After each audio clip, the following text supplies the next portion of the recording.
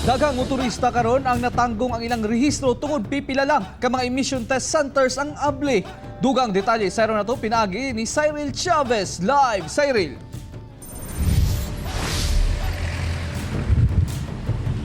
Yes, real nalangan gayud ang pagparehistro sa pipila ka mga sakyanan dinhi sa Northern Mindanao. Human gipasirad-an sa DOTR ang pipila ka mga Private Emission Test Center o PETC.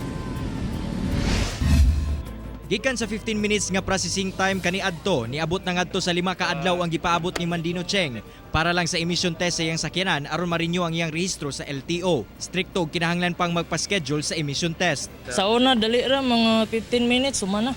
Oh. Karon sobra na pila na kadlawon pa ka. Anya karon alas 10 kapin na.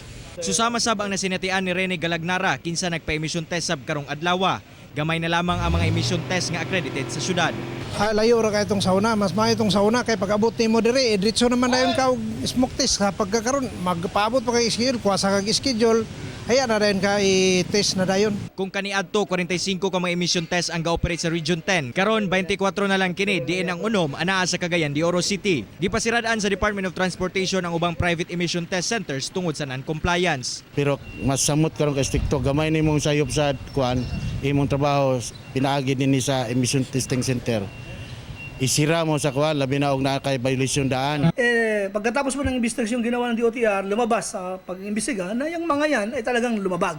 Kaya po sila nirevoke. Yung iba naman ay sinuspende lang.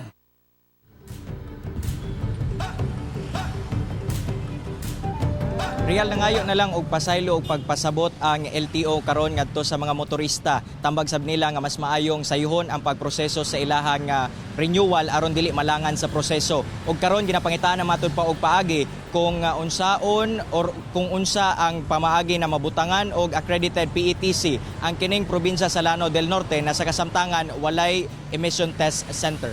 Real. Okay, daghang salamat Cyril Chavez.